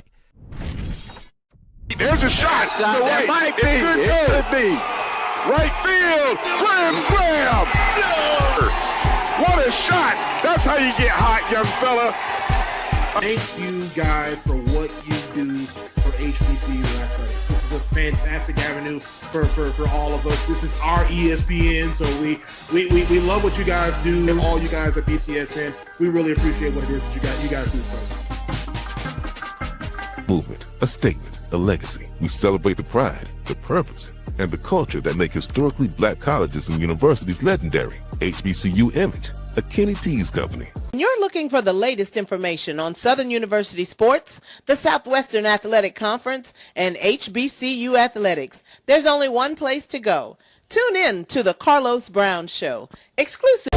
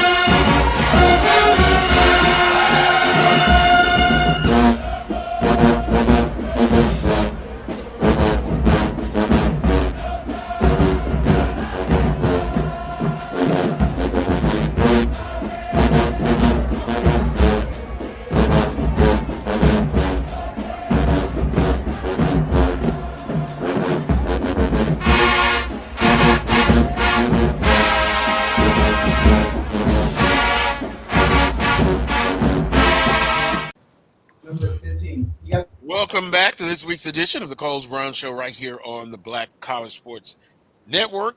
We will now get into a little baseball. Panel, just kind of looking at the team standings right now, as reported by D1Baseball.com. Bethune-Cookman 6-1. This is conference record. Texas Southern 6-1. I know right before the break, the panel was looking at the excitement for Texas Southern University, how well they've done so far. FAMU 5-2. FAMU's bounced back a little bit. Arkansas Pine Bluff 5-2. Not bad. Grambling State 5-2. This is a conference play. Jackson State is above 500, 4-3. Alabama State is below 500, 3-4. Southern University under 500, 3-4. Then Alabama A&M 2-5. Alcorn 1-6. Mississippi Valley 1-6. Prairie View 1-6. Now, as I straddle down a little bit, today's schedule, we already got Jackson State is in Daytona Beach. Actually, Bethune dropped the first game of the series. But right now in the top of the fifth, they're up 8-2. You've got Alabama State at FAMU, Grambling at Texas Southern, with Texas Southern leading the series 1-0. Alcorn State, of course, in Pine Bluff. Pine Bluff leads the series 1-0. Alabama A&M is in Ida Bena. Mississippi Valley State Valley leads that series 1-0. Now, according to this, Southern and Prairie View play this evening. That might be interesting to go out and check out some baseball. But Southern leads that series. Texas Southern, your surprise team so far, or you're just saying that they're just off to a good start, and you want to acknowledge that. For me, I mean, for Texas Southern, I think they are right now. They won 4 in a row, and their team the last few years has been kind of a short stint in the SWAC tournament. When we think about Mike Robb's teams, usually they make a deep run, but they've struggled the last few years. So they were in a second place battle with Grambling, and they won that game yesterday. So right now, I mean, we got another 2 months until the tournament, so there's a lot of baseball. It's way too early. Just a couple of conference series. Bethune swept us last weekend. Bethune, to me, is still the best team in the league, but Jackson beat them yesterday. And so I think it's kind of like SWAC basketball at this point. Whatever weekend gets it done, whatever team gets it done on that weekend, they're kind of the flavor of the weekend. So right now, the flavor is Texas Southern and Mike Robb, but you can't discount Bethune. I think Alabama State will get it together, and then Jackson State, I think, is much improved. For us, I just think for Alcorn, and we know we've had our struggles the last several years with SWAC baseball. What I saw last night was a team that was scrappy, team with a lot of fight, a young team, over 20 new players. We're down 6-1 yesterday, and thanks to UAPB walks, we had a lead late but lost it in the last couple of innings. So I think we've got a good Friday starter. I think we're a team that's scrappy with a lot of pride, and I just think we just got to keep going. A lot of baseball left to be played. Just about anybody can get this thing in the regular season. And as we know, there's no East and West in SWAC baseball. It's the top 8 teams with the best record go to the tournament. It's not like that in softball where they still have East and West. We don't know if they'll do that going forward or not. But as far as SWAC baseball, the best 8 teams in terms of conference records will go to the SWAC tournament. Right now it's Bethune, but right now Texas Southern is the hottest team going right now in SWAC. Well, I'm from Missouri. You have to show me with Texas Southern, and it's early. Yeah. And you look at, I guess, again, it's early, but the way Alabama State started in their non-conference, I thought they would be in a better position than they are now. So sue me for that opinion. Bethune-Cookman is strong. We're still looking at, and I go back 5, 4, 3, 2, 1. To me, Jackson and Southern is where I'm really looking to see what happens.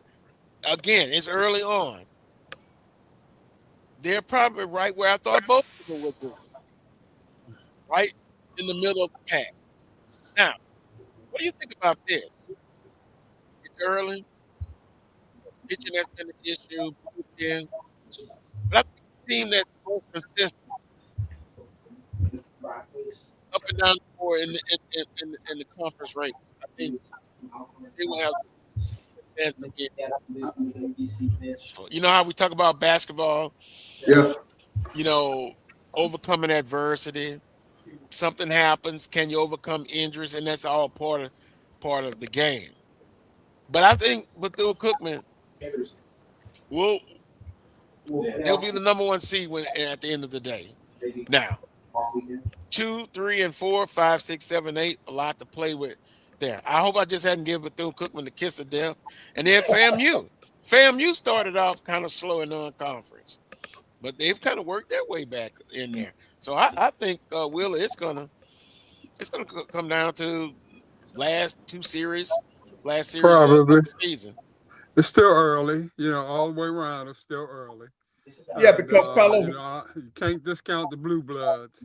Right, They're going to be in the thick of things, no doubt about that. So wait a minute, Willa. Blue bloods. Who are you referring to? Maybe somebody for the first time. You're talking about Southern. You're talking about Jackson State. You're talking about Texas Southern, because I can remember them always being in the thick of things, especially come tournament time. So you got a few Alabama State. You got a few there, that put money in their programs that normally hover around that upper third. Well, to your point, Prairie View and some of the other institutes started investing more in baseball, and they've gotten good results. Now, and that turned. And some haven't. Well, yeah, some Some haven't, some can't, but some can and didn't. But when you talk about the Blue Bloods, Charles, on social media, that's kind of a hot topic. In baseball, it's Grambling, Southern, and Jackson State. Now, out of the 3 Blue Bloods, somebody's trying to start mess here. Out of the 3 Blue Bloods programs, which are not up to that capability as they have been in the past? Out of those 3 that Willa mentioned, the Blue Bloods. Definitely Southern University. I'll put Southern right up there. I'll put Jackson here lately. Jackson State has not, and Omar Johnson has a lot of goodwill. He's won championships in the past, but the last few years and I think in SWAC baseball, it is about the SWAC baseball tournament. I mean, you could have a decent regular season, but if you're early out in the tournament, it's like the season was kind of a bust. If you get to a bracket final or something like that, or you get to the SWAC championship, that overcomes a lot of stuff. Because in the tournament, that's where a lot of the action is. We don't talk a lot about the regular season. We talk a lot about the tournament. And so for right now, I think Southern University, a program that we're used to talking about being in the finals or hoisting a trophy, they haven't gotten it done. Jackson State hasn't gotten it done. I would say Southern University, for me, Southern University would be the most disappointing at this point, considering what Crenshaw did his first year, hasn't happened since. So Southern 1, I'll put Jackson 2. Interesting, Coach Pettaway and Wheeler. So it kind of backs up my point that I said the eyeballs will be in Jackson and Baton Rouge. Right. And see, if the tournament were to start today, Southern would be the 7th seed. Mm-hmm. They would be the 7th seed right now. Jackson State would be the 6th seed. Kind of just where I thought it would be. But then somebody, my relative attacked me for being anti-Crenshaw. Southern baseball, and although I don't have the blue and gold on, I am.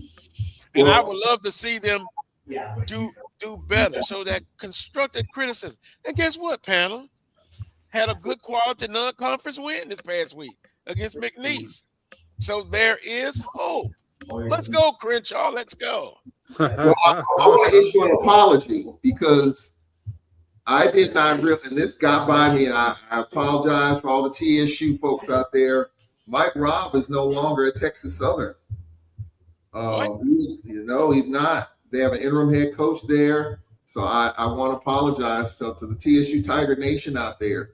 That one slipped by me. Normally you get stuff like that. And Mike Robb, considering his success, I don't know what happened. I don't know what happened there, but he's no longer the head coach. They have an interim head coach there at TSU. So that's very interesting. And maybe it just blew past me. Maybe I didn't pay attention, but Mike Robb no longer at Texas Southern. Interesting development there. How many knew that? I didn't. I'm going to be transparent. I didn't know it. No, I didn't know it either. And the interim AD I've had on this show for Texas Southern. She's a Southernite. Yeah. I may have to get on and call her. I'm going to invite her anyway. Did you know that, Wheeler? No, I didn't know that. Dr. Cavill, did you know that? Well, I'm sure Dr. Cavill knew. Man, that's interesting. Well, Dr. Cavill said he is still there. Okay, a family medical leave. Okay, so. Oh, okay, all right. Okay, that's okay. Well, we'll send prayers because look, man, medical. We're all getting up there. Oh yeah. And, on this panel, except for Charles, he's the youngest. But I want to say this about Jackson State, though. I mean, Omar Johnson. And somebody made a comment that how long you don't mess with Omar. I'm gonna tell you now. I learned that. Well, he has another contract. I think Ashley Robinson did give him a deal, but there are people out there privately that are saying, "How long will give Omar a pass?" We got a lifetime. We got a lifetime deal. Oh, wait a minute. Do you see all this going on? What are you doing? I think because of the success that Coach Brady had, and of course he followed Bob Brady at Jackson State. The assumption is that Jackson State's program should be up there like Kentucky basketball. When you're not up there, it's time to get rid of the coach. But Omar Johnson beat the number 1 team in the nation. This is going way back when they won the tournament in Louisiana. But I think very few remembers that. And yes, he did play for a championship recently, but at the same time, the expectations are to hoist that trophy. And I think that's where people are. I like Omar personally. Him and I have had a beef for years. It had nothing to do with me. It had something to do with the previous coach in Red McGowan, and I got tangled up in that, and we cleared the air on that. But at the same time, there's the expectation is that Jackson State baseball has won championships and still should be winning championships right now, but it has not been the case. Well, they have the rest of this season to, it's still young, still early to get things done. And I think expectations, we always talk about the blue bloods, Southern and Jackson State. I talk about Southern University because, of course, that's my school, Will. And, I guess I am spoiled. I would like, and you guys always tell me, if you're in the conversation, that's one thing. I like to see championships hoisted every year. That's not realistic, correct? You take advantage of the windows of opportunity. I call them windows of opportunity. You take advantage when they present themselves. But boy, it's fun from my perspective to say, hey, they got it won. They get the Celebration Bowl and win it. Man, I don't know what I'm gonna do. I'm gonna go nuts. But I think Carlos swag baseball is a little more wide open. Yeah, Bethune-Cookman, they were on the fringes the last few years. They get to a bracket final, just couldn't get over that hump, but they finally did last year. Yeah, Coach Shoup at Florida A&M getting it done. And so swag baseball is a little bit more wide open. I think if you get some decent pitching, and if you don't go deep into your pitching in the tournament, you have an opportunity to win the thing.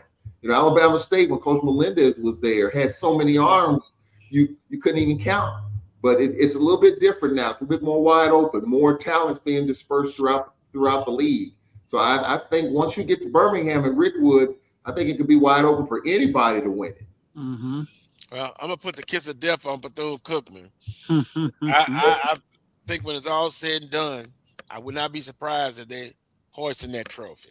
Right. And Carlos, let's give the our lady softball players some love too now. You got some good battles going in softball. FAMU and Jackson State are 1 and 2 in the East. And then you got Prairie View and Texas Southern 1 and 2 in the West in softball now. Yeah. Now where's Southern? Where's Southern? They're in third place. They're right there, man. They're right there. They're in third place. Okay, I guess that's good enough for now. Yeah. It's still early, man. Coach Williams, they're doing much better. Yeah. Well, I tell you, in softball, a team that's been knocked down a little bit and getting back up, Prairie View softball. Prairie View softball did not get there last year, but you look at they're beating folks. I know Texas Southern, I think, beat them yesterday. So I think softball's a little bit more wide open. Even though Jackson State they won the tournament and down in Gulfport, couple tournaments in a row for Jackson State. But anybody, Florida A&M, Brittany Beal, her second season there, FAMU, I think she, and in Alabama State, former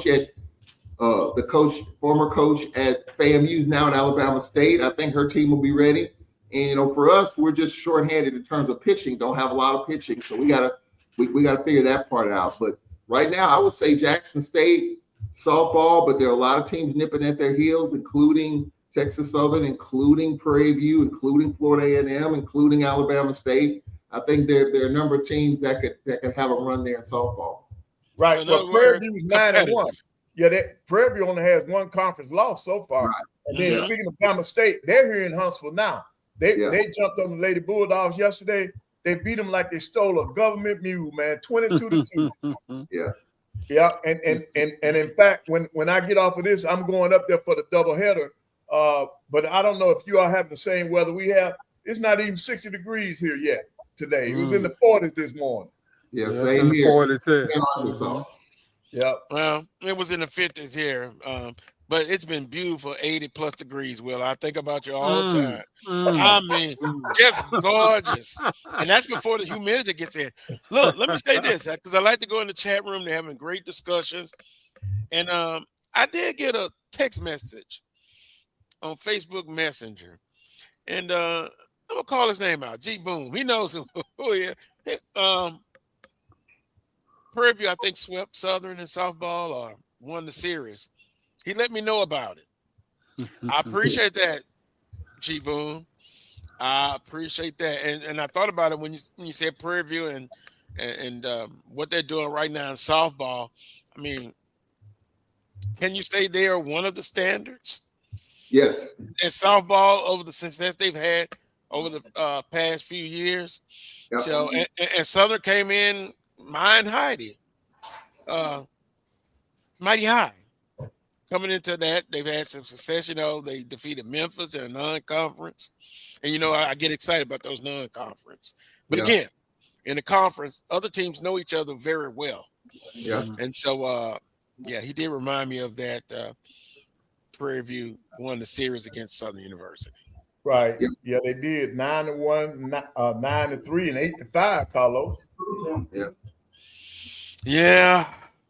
But that's all right, G Boom. Remember the discussion we had in Atlanta about the Celebration Bowl. We can bring up memories. One year you talk about Prairie View softball. A few years ago, they won the tournament and started out, I think, 0-15 or something like that. They had some issues going on off the softball diamond, and they got lightning in a bottle in the tournament. So I think for softball and baseball, we evaluate programs, but when you get to Gulfport and you get to Birmingham for the tournaments, everything seems to change. And I just wonder, when baseball and softball coaches are evaluated, are you evaluating the tournament? You evaluating the regular season a little more? How much weight is that? I think you're doing a whole body of work, Charles. No doubt about that. You're looking at both angles. Yeah. I don't think one carries more weight, than the other. Yeah. So you're looking at total work. That would be my answer, because again, say if a team over the body of work over a period of 3 or 4 years, they haven't done well. But then they get hot and win the tournament. So and if I'm putting money, do I forget about the other one in that program? If I'm putting good money in that program, and that's one of my top tier programs, then I'm expecting top tier results. There you go. Mm. Well, right. if I'd have been the AD when Coach Pettaway was coaching, the door to my office will be always open. All right, appreciate it, Mr. AD. His body at work, it would never be no problem. Speaks for itself. Whatever he needs. Speaks for itself. That's right. Mm-hmm. But for Coach Crenshaw, I am hoping. I'm hoping that he gets to that point, because if I'm not mistaken, it may be decision time coming up. So a good deep, and I think I said on another show, and I'll say it again. I'll stand by it, and if I get criticized, fine. He has certain benchmarks he have to meet. Mm-hmm. Remember that text message, group text message we have? Mm-hmm. Got to be in the top third, and then make a run in the tournament. Mm-hmm. Now, I didn't say win it. I didn't even say get to the championship. Mm-hmm. But that's not unreasonable. No, those are reasonable goals, no doubt. All right. And hopefully he'll be able to make it. Well, yeah, we got to get out of here. Yeah. Thanks to Roy for producing. He's a guy that's always doing something. Please support the Black College Sports Network, all of our shows. Please do that. Until next Saturday at 11 a.m. or the following Saturday. As always, peace and God bless.